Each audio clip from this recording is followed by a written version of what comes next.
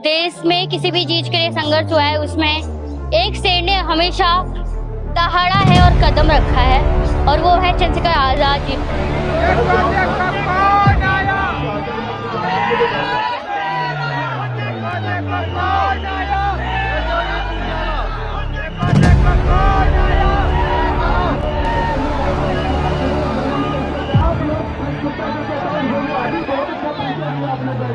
कुछ फेज का सबसे पहले ट्रोलिंग हुई, पापा के साथ चोट वगैरह लगी, गालियां सुनी लोगों के, फिर लोगों का प्यार भी मिला, आप जैसे लोगों का बहुत प्यार मिला, तभी तो इतने ज्यादा ट्रॉमा से निकलकर मैं यहाँ पर हंस रही हूँ और आप लोगों को इंटरव्यू दे रही हूँ। आज सांसद चंद्रशेखर आजाद भी इस आंदोलन को मजबूत करने के लिए पहुंच रहे हैं, क्या कहें? बहुत अच्छी बात है और सच बात है, जब जब देश में किसी भी चीज के लिए संघर्ष हुआ है उसमें एक शेर ने हमेशा दहाड़ा है और कदम रखा है और वो है चंद्रशेखर आजाद जी। तो ये संघर्ष जो 18 दिन से कंटिन्यू चल रहा है, तो भाई चंद्रशेखर आजाद जी ने यहाँ पर कदम रख दिया है और अब इस आंदोलन को एक बहुत नया मोड़ मिलने वाला है। तो बहुत हैप्पी हैं हम, बहुत खुश हैं कि एटलीस्ट भाई चंद्रशेखर आजाद जी ने इसके बारे में सोचा, इस प्रोटेस्ट के बारे में सोचा, बच्चों के जो छात्र हैं उनके बारे में सोचा और यहाँ पर आने का एक कदम उठाया। अच्छा, क्या लग रहा है जिस हिसाब से देखा जा रहा है पिछले 18 दिन से भूख हड़ताल चल रही है, आंदोलन चल रहा था अलग बात है, मगर भूख हड़ताल पर टिके हुए हैं लोग, हालात बिगड़ती जा रही है लगातार, चाहे सोनम वांगचुक हो, चाहे स्टूडेंट अस्पताल में भी भर्ती हैं, क्या उन्हें भूख हड़ताल नहीं तोड़ देनी चाहिए? ऑफ कोर्स तोड़ देनी चाहिए। आज शायद मैं यहाँ पर आई हूँ तो इसमें मेरे दो मोटिव थे।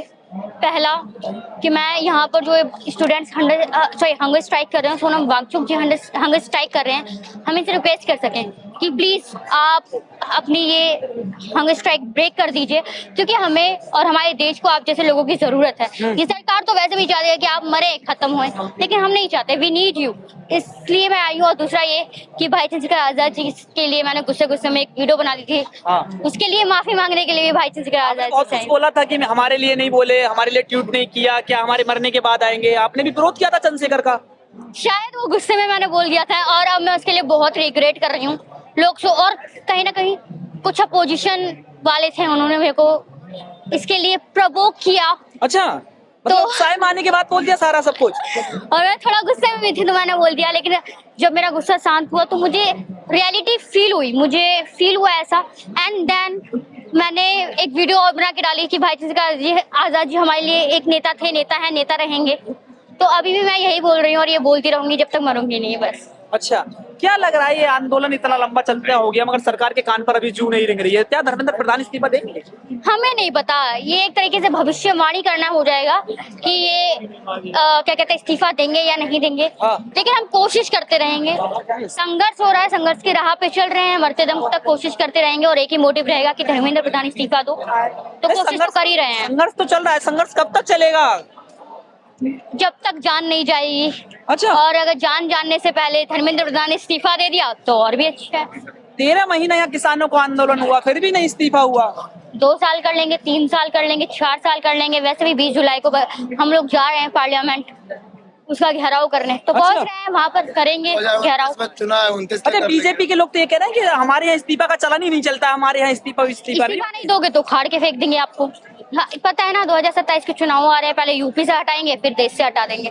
इतना आसान है क्या? लोग बीजेपी के लोग कहते हैं हमें 70% जनता पसंद कर रही है।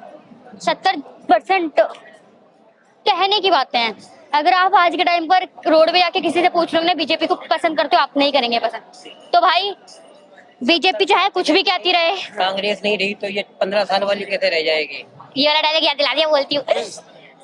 आप एक चीज सोचिए, आप ये लोग कहते हैं कि हम जाने वाले नहीं है, 70% लोग हमें पसंद करते हैं। तो भाई सबसे पहली बात, जब कांग्रेस 70 साल झेलने के बाद भी चली गई, तो ये तो अभी 15 साल ही हुए हैं, आप ही हटोगे? ज्यादा कितना राज कर लोगे? तो हटोगे तो हटो। मार दी है मोदी जी ने, हैट्रिक, तिवारा बैठे हुए हैं। कौन सी हैट्रिक मार दी? और तिवारा बैठे हैं मोदी जी। अब तिवारा और मतलब 3rd और 4th टाइम तो हटने ही वाले हैं ना। अरे कहाँ से हटा पाएंगे, देखा जा रहा है जहाँ भी बीजेपी पहुंच रही है लगातार सुपड़ा साफ कर रही है। बांग्लादेश में देखा, जब हम वेस्ट बंगाल में देखा आपने, जब हम वोट देकर इनको कुर्सी दे सकते हैं, सत्ता की चाबी दे सकते हैं, तो वोट ना देकर उस कुर्सी से गिरा भी तो सकते हैं। हमारे पास ये ताकत है और हम इस ताकत का यूज करके इनको हटाने वाले हैं। जब तक नौजवानों में स्वाभिमान सम्मान है और उसको पाने की चाहत है, अपने अधिकारों की रक्षा करने की चाहत है, तब तक थोड़ा ही कुछ बदलने वाला है। तब तक तो ऐसे कितने शासक आएंगे, कितने धूल चाटेंगे, कितने जाएंगे, कौन परमानेंट है यहाँ? कौन परमानेंट है? ये तो आती जाती रहती है। जिसके घमंड में हो, जिसके घमंड में कुचल रहे हो, क्यों नहीं सुनाई दे रहा आपको? 17 दिन में नहीं सुनाई दिया। मुझे तो ऐसा लगता है हुकूमत इंतजार कर रही है कि इनको कुछ हो जाए, क्योंकि देश के लोग 2-3 दिन जागेंगे, उसके बाद फिर सो जाएंगे और बाकी काम जो है हमारा महान मीडिया कर देगा। मैं तो समझता हूँ सरकार